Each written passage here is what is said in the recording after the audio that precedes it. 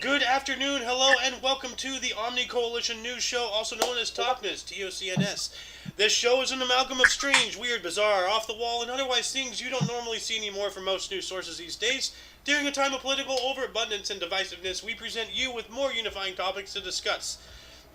Pardon me, for links to those articles, the music, and anything else potentially interesting, check the underbar of the description below. Anyway, I am Aoxander, and today I am joined by... The Muffin Man. The Muffin Man? The Muffin Man. The Muffin Man!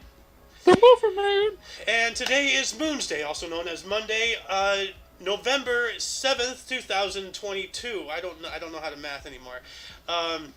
Anyway, let's jump into the news, shall we? Starting us off here from Rebel News, how the liberals manipulated facts during the Freedom Convoy to vilify peaceful protesters. Well, this is nothing surprising here. Yeah. It says here, a mountain of evidence has been presented during the Emergencies Act inquiry over the past few weeks. Since it started, each piece more revealing than the last. So far, the evidence has been damaging for the anti-convoy witnesses. The commissioner was presented on October 31st with text messages sent by a staffer from Justin Trudeau's office to Alexander Cohen. Cohen is one of the staff members for Public Safety Minister Marco Mendicino's office. Furthermore, it says the text messages show the two staffers discussing their respective members of parliament could collude together to paint a picture of the Freedom Convoy that fits their party's narrative. That is evil right there. The Liberal Party of Canada has been vilifying the protesters already. Merely 2 months prior to the convoy's arrival in Ottawa, Justin Trudeau had said on a Quebec TV station that the Canadians who refused to receive the COVID-19 vaccine are often racist and misogynistic, his quote, and asked whether or not to, quote, we should tolerate them, end quote. Wow. So that's just evil right there, man. Man, power tripping for real, dude. Yeah. Yeah, so for further reading, as I always say for the viewers, please go to the link in the underbar of the description so we can give web traffic to these people because it's their stories. I'm just reporting on them. And, yeah. So, well, let's see. Let's move on up here. More from Rebel News. Vegan stage protest inside Melbourne supermarket. That was it with this dude. It's like one of those guys that glue their freaking hand against a freaking wall or some shit about the climate. Dude, yeah, dude. Oh, remember when they glued themselves to the floor at the auto dealer, and then they got all mad when the employees weren't bringing them buckets to relieve themselves. Oh my god, yeah. Yeah, and then the other ones where they threw cans of tomato sauce on those paintings. Oh yeah, I did actually report on that. Yeah. And another one I remember, it was the one on the soccer field. I think it was. I think it was on the goal, or it was like right behind the goal on the wall. They I forgot what they did. They glued themselves or something stupid. But yeah, it's over. Soccer. I think it was a soccer, some type of field. I remember. Soccer protest. Recent. I don't know. Pardon me. Bless All you. of a sudden, sneezing time, I guess. Well, I'm seeing. I'm not. I don't even know how to search. You don't even know if it's soccer or not, right? Yeah, I'm not 100% sure, but I know it's something like that. Huh. And they had to literally dig their hands up underground or some shit to take them away. Wow. I was like, dude, how stupid is that? That's ridiculous. Yeah. But yeah, let's talk about a recent stupid action right here. Vegan animal rights activists disrupted shoppers at a city supermarket at the weekend to protest the treatment of pigs. I thought they hated the police. The protesters sat in the meat aisle at Coles and Spencer Street displaying placards and waving their hands painted in mock blood. The strict vegetarians and claimed Coles was selling pig products where pigs had been confined to cages. They said Victorian pigs were being locked in small stalls despite the pork industry committing to a phase-out of the practice back in 2017. Animal Justice Party MP Andy Medic told State Parliament in September that the pork industry's attempts at self-regulations were woeful. So, I can't really argue with that. The way we treat our animals, really does, need to change and whatnot. at the very basis grounds of their argument, they do actually have some substance. But Yeah. when they start going off like this, they start, shooting themselves in the foot, so to speak. Like Yeah. how is this going to garner any support for your side? It's zero. You're just inconveniencing Zero. everybody. Just spread awareness, yes, but don't step Don't on be other stupid people's like cornflakes. this. Yeah, don't be stupid like this, really. Mm-hmm. Yeah. Yeah. Well, let's move on up here. More from Rebel News. Canadian teacher gets cancelled for teaching truth about residential school deaths. What? What the? Yeah, that's interesting.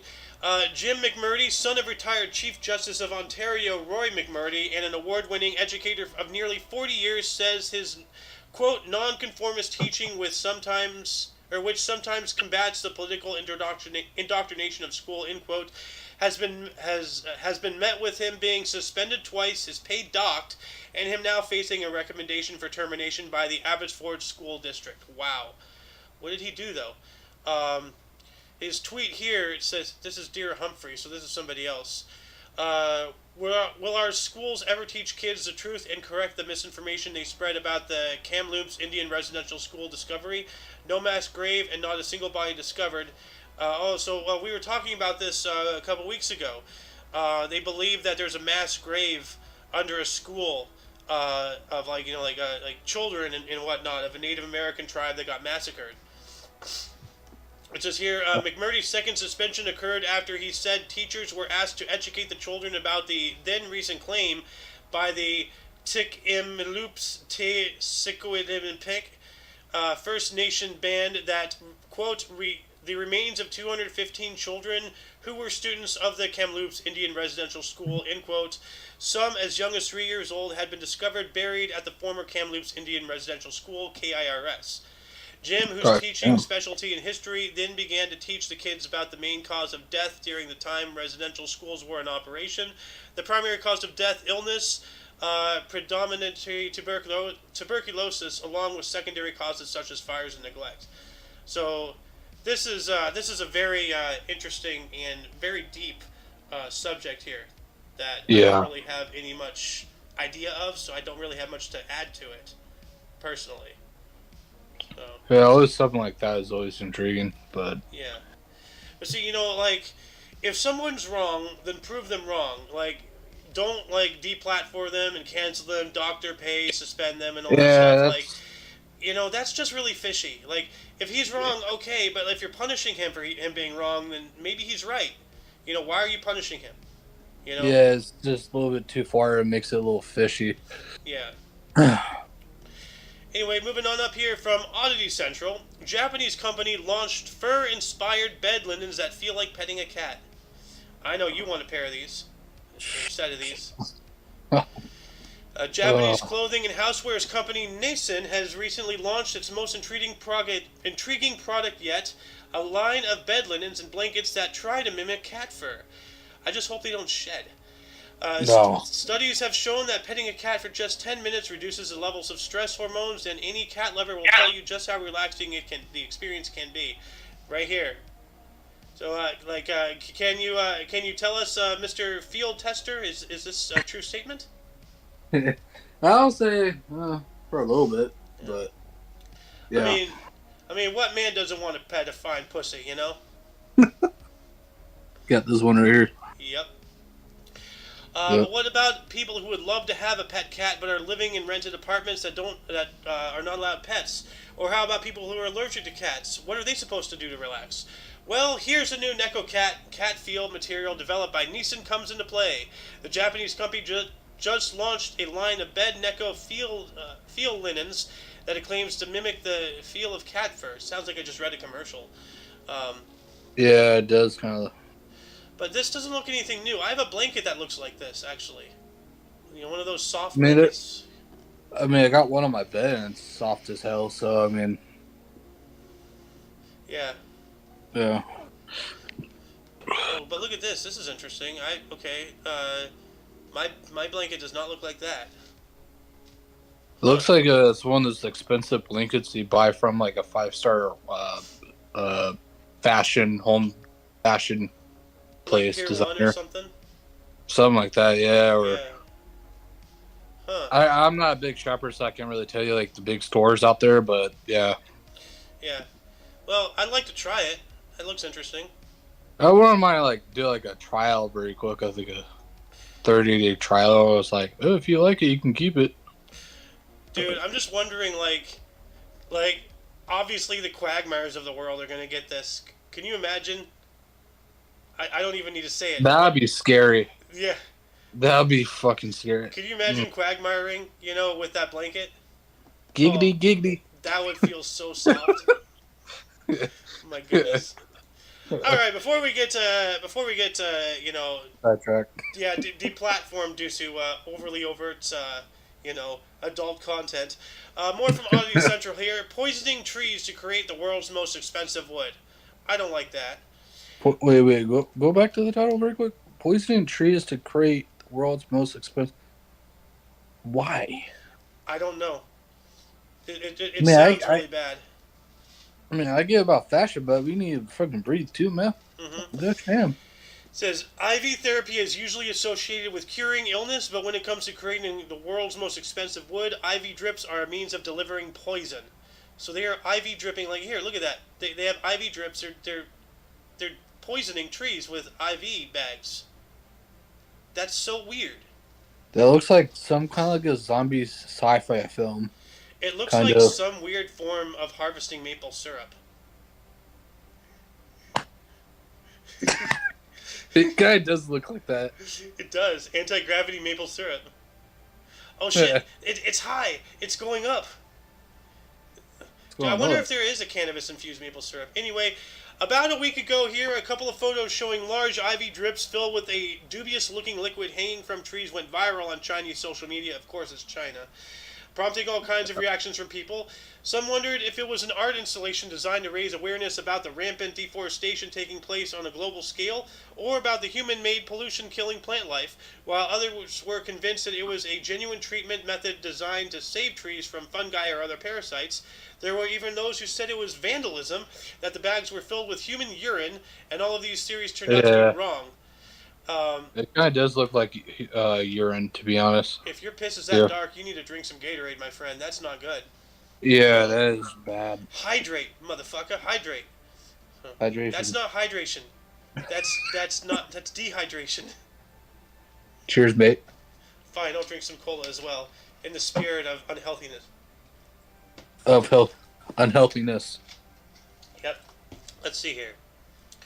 Originally posted on the Road Observation Academy Facebook group, the two photos showed dozens of large IV bags hanging from the branches of trees and green tubes with large needles that went into the tree trunks. But it turns out that the liquid inside of the bags is no treatment but a poison designed to activate the tree's self-defense mechanism and thus create the world's most expensive wood. Keenem, or Kiara as it's known in Asia, is an extremely rare type of agarwood, oud, used in the perfume and incense industries for its complex and very strong fragrance.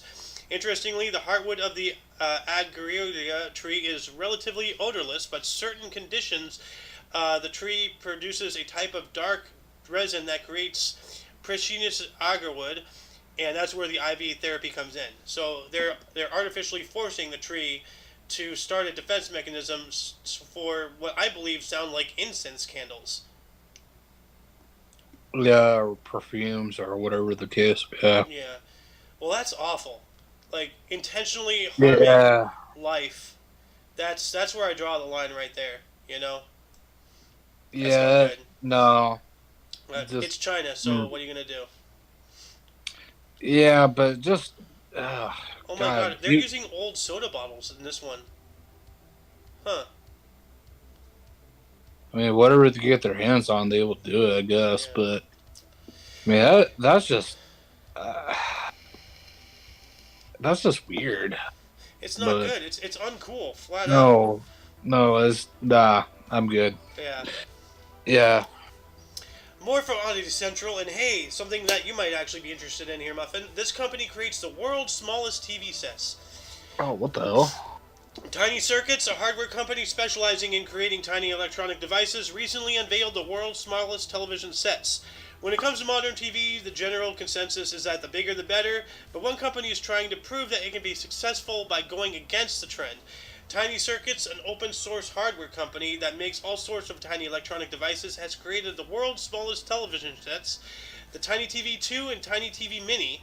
While these retro looking devices may be the size of postage stamps, they actually work well Wow. they work about as well as the regular size TVs, featuring channel and volume adjusting knobs, remote control, 8 GB of Ah, storage, and PC connectivity for uploading videos. Well, look at that. Look at the size of that. dude, that is weird. It's like this big. It's about the size of my my eye lens things. Yeah. Huh. But dude, that'd be cool. When you're just sitting there on break or whatever. I mean, yeah, you have your just pop it phone, out. but you can have a tiny TV, in your car too, like, or whatever. That's so random, but yeah. I mean, Yeah. if somebody wouldn't give me like for Christmas or something, I wouldn't be mad about it. To be honest, be like, Dude, oh, look, that's it has little legs. yeah, that. I saw that. Yeah, That's so cool. it's kind of like a retro days Yeah. of like the 70s and 80s and shit. Well, That's it I really want is to a be. stocking stuffer. Yeah, there you go. I mean, I would like I said, I wouldn't be mad about one. I want to get that or something, dude. Oh, they have one in prisons too. Bro. Dude, this is the prison model because, like, in prisons, everything is see-through plastic, so that way, Oh, they so can't there's no hide fish anything or going whatever. on. So, Yeah, So there's a prison model. That is awesome. dude. I really want to get the prison mall. Dude, you can like see through the damn bitch. It's like, oh, dude, how the hell is that thing working? You can see inside back. Yeah, like the old N64, see-through controllers. Back Yeah, in the 90s. exactly. Yeah. It says here the Tiny TV 2 has a 1-inch or 26mm display and sits atop a 0.6 by 0.4 inch or 16 by 9mm front-facing speaker, while the tinier TV Mini has a 0.6 inch or just over half an inch 15mm screen. The former comes with an IBS TFT display, while the latter features a bright OLED display. They both have the same internal capacity of 8 GB and come with a series of preloaded videos, but they can also be hooked up to a computer via USB-C for a new video upload. So they're not really televisions, they're more just like display screens, just really small ones. Look at that! Dude, that'd be Imagine so cool. Watching Courage the Calorie Dog on that. Dude, like imagine if I one of those YouTubers, with the shelves full of stuff, and you have like those mini TVs, like playing copywritten stuff, but it's so small they can't find it. Yeah. Like F you censors. F you. Anyway, let's move on up here. From the Mirror, man vows to find justice 14 years after realizing his mom was the nanny killed by Lord Lucan. Huh. The son of the nanny murdered by Lord Lucan has spoken of his 14-year mission to get justice for his mom. Neil Berriman's tenacious campaign for justice started in 2008 when he opened a fading envelope left to him from his adopted mom after her death. He almost threw it in a fire, but decided to open it, and inside he found documents which revealed that his birth mom was the nanny killed by Lucan, Sandra Rivet. It comes after the Mirror revealed how a British OAP living as a Buddhist in Australia was found by one of the world's most respected facial recognition experts to be a match for the missing aristocrat. Neil said, quote, "I opened the envelope, and now 14 long years later, I believe we have finally found justice for my mom," end quote. So, wow, so that's wild. Can you imagine, like, realizing that your biological, somebody you're related to, like your mom, your dad, whatever, was a victim of, like, a lord, a murder victim of a high political person? Yeah. That's wild, dude. So, but yeah, of course, more for reading. Check the underbar. Go give this website some traffic. What is this? You're gonna like this. More from the Mirror. I worked at Poundland, which is it's a British form of Dollar General. Their dollar store. They have pounds, we have dollars. So Poundland. Yeah. I heard the same customer complaint almost every day. A former Poundland employee has shared that the one complaint she used to hear from her customers all the time when she worked at a discount retailer, and then many people online said they have a point. Let's see here. Holly Lang worked at her local Poundland shop for 3 months in 2015 as a Christmas temp, and has said that out of all the things she used on her almost daily basis, one comment got on her nerves more than anything else. When is it going to tell us the bloody comments?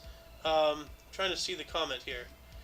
I'll just continue reading. The 22-year-old from Northampton explained in a hilarious viral video that when she was working on the tills, she would often have people act surprised when their shopping came to to more than what they expected, as they had assumed every item in the shop was priced at just £1. Taxes exist, you retards. You know? Yep. Seriously. Yep. So yeah, so people are complaining about, oh, this is more than £1. Yeah, because taxes. Like. But that's a pretty high tax rate, though. Like another £2. Is it? I mean, yeah, it's 1 to 3 pounds, isn't it? It says here, the woman shared a TikTok sketch on her account in which she played out an interaction between herself as a Poundland employee and a customer who had tried to purchase one item that was priced at £3. Yeah. Okay. In the clip, Holly told the customer her shopping had come to £3. To which the shocked shopper responded, "What's £3? Have you scanned it 3 times? This is the pound shop, is it not?" Okay, so that is. Yeah, I was right. Yeah, that is kind of a price hike, £1 to £3. So, Yeah, that's a pretty high tax rate, man. Holy Yeah. shit! I didn't know England charged that much rate. The high rate, I mean, of tax. Well, I Shit. think that might be unique to Poundland because you think about it, especially in today's economy, how do places, and even before today's economy, like how do places, make enough of a profit to keep the lights on when they're just selling things at $1? They hike it, like. Yeah, it's pretty much like a gimmick, but yeah, that's interesting. Yeah. That's kind of a lost story, honestly, but it is intriguing. I mainly got it because of the name Poundland. I thought you were going to giggle out of that. Man. Yeah. Anyway, more from the Mirror here. Couple kept man as slave in London so they could harvest kidney for daughter. What? What?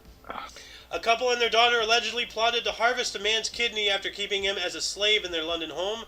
Ike Ekweremendu, at the age of 60, and his wife Beatrice Nwaneka Ekweremendu, at the age of 55, are accused of transporting a 21-year-old homeless man from Nigeria to London. Prosecutors allege that the couple planned to remove his kidney so it could be given to their 25-year-old daughter Sonia, who has now also been charged. They also allege the man was taken to the Royal Free Hospital in Hampstead to undergo tests ahead of the procedure, to which then he refused to give consent, reports from the source of My London. So, wow. They smuggled somebody in from Kenya. Or not Kenya, Nigeria. Nigeria, yeah. Yeah. Sorry, my bad. That's wild, dude. Yeah, wow. Well, hey, if you want body parts, either go to China or, call up the Clintons. Yeah. Yep. More from the Mirror here. Teen girl may have died after oxygen tube blocked by hospital trolley wheel during surgery. How do you fuck that up? A teenager died after her oxygen tube was possibly blocked by a wheel of a hospital trolley during emergency surgery, an inquest has heard. Jasmine Hill, at the age of 19, suffered a cardiac arrest shortly after undergoing a procedure on her neck at Gloucestershire Royal Hospital. The teenager from Cirencester had been readmitted to the hospital after her neck became swollen 5 days after a thyroidectomy in September of 2020. So, her thyroid gland. So, doctors thought the site of the surgery in her neck may have been infected after the wound became red and swollen and failed to respond to antibiotics.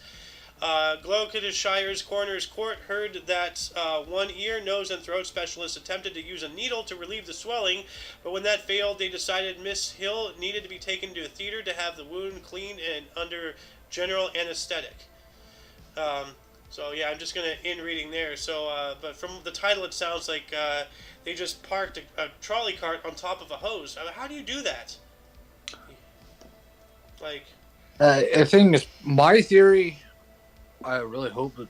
I mean, is that probably they're all in a rush and they probably didn't look on the ground. Why would be a tube on the ground in the first place, anyways?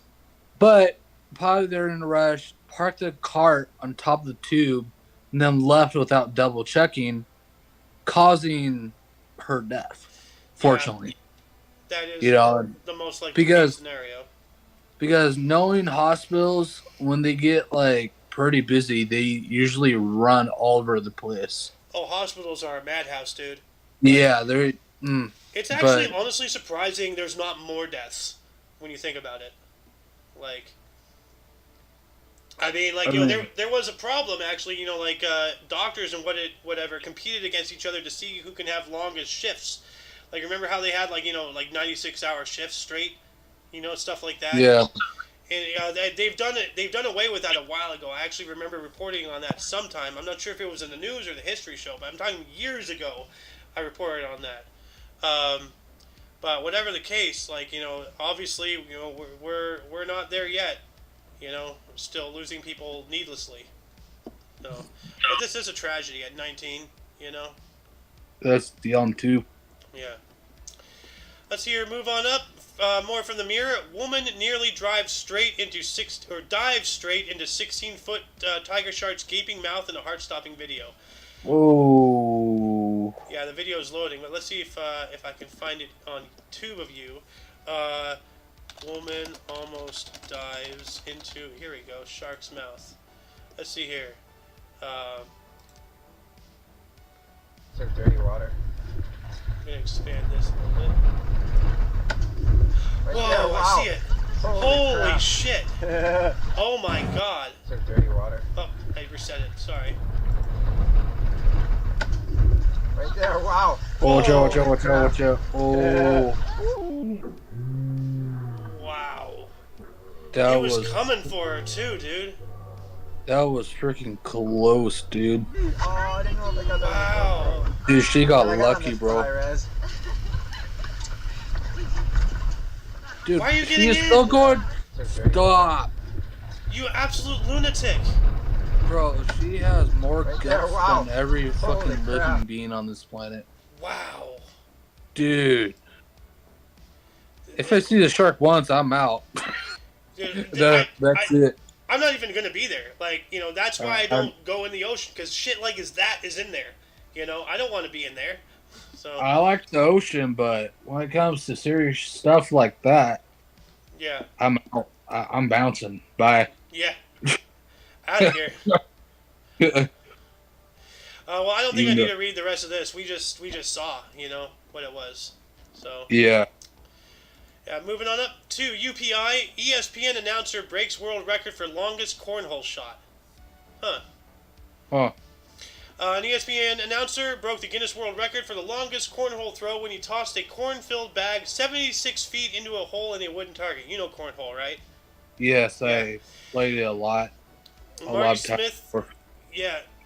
Smith here attempted the record ahead of Saturday's football game between the University of Georgia and the University of Tennessee. A Guinness World Records educator was present during the attempt, which was aired live on SEC Network. Smith sank his shot from a distance of 76 feet, defeating the world record of 75 feet and 1 inch, which was set by Johnny Gordon in November of 2021, so last year. Smith's record-breaking shot was ranked number 5 on SportsCenter's weekly top 10 list. I'm sorry, what? Just by a foot and an inch, 13 inches. Wow. No, 11. What? 76 less than being the record of 75. 75. Yeah. 75 feet and 1 inch. 11 more inches, 76. Is that total? That was the last record. Okay. The current record is 76 feet. The last one was 75 feet and 1 inch, so that's 11-inch difference. Okay. I'm losing my mind here. You're really tired. Yeah. This I man can't busts his get to ass it. every day. He is a tired man. Yes, sir. Sleepy muffin. Sleepy muffin. Anyway, in our last article here, UPI, here we go. Somebody from our state, Mr. Muffin. Californian man eats 10 Carolina Reaper chilies in 33.50 seconds. Woo! His mouth might be burning. Oh Yeah. Lord. Eh, Man, look at his face, man. He's like, oh fuck, I'm gonna die, bro. yep. Oh shit. Says here, a Californian man with a passion for hot peppers earned his latest Guinness World Records title by eating 10 Carolina Reaper chilies, the hottest peppers in the world, in 33.15 seconds. Gregory Foster completed the Mount Scorching Challenge in San Diego about 9 months after earning another Guinness World Records by eating 3 Carolina Reapers in 8.72 seconds. So he beat 2 records at one time. Within several months of each other, yeah. Oh, okay. I Yeah, thought it was like one time. I was like, what? Yeah. It says here, Carolina Reapers, first grown by Ed Curie of the Pucker Putt Pepper Company. What a name. Pucker Butt. Wow. Are known as the hottest chilies in the world, registering 1,641,183 Scoville unit heats. Oh my god. Like, that's insane. Yeah. Jalapeno peppers, by comparison, typically measure between 2 to 8,000 Scoville. So, yeah, that would kill me. Like, Nah, I eat hot stuff all the time, but something like that, I think that's just uncomfortable, to be honest. I wonder if there's any spicy muffins. Hey, man, you better watch out. There might be hot Looking at- Cheeto stuffed. Oh God. Hot Next spicy time- muffin. Next time, I should buy like a whole thing of, or 2 whole things of muffins from Costco. I got some like homemade salsa, like spicy salsa I got from my work, and I just pour it over it, and just. That sounds disgusting, but go for it and let me know how it is, I can live stream it. dude. That'd be cool. Actually, Yeah. yeah. Anyway, Makes sense. that shall conclude the show. Once again, you can check the underbar of the description for any links you may be interested in, which includes everything OMNI Coalition, as well as SOAN's Twitch. Muffin, I got to put your YouTube back on there. Have you uploaded part 2 yet? I haven't got a computer yet, Oh, to damn. be honest. Yeah, so if you guys follow my channel, I posted an update a while ago that I broke this computer right here. I broke the screen, Oh, so I couldn't edit the second video. So, yeah, man. can't you just plug in a screen to the laptop?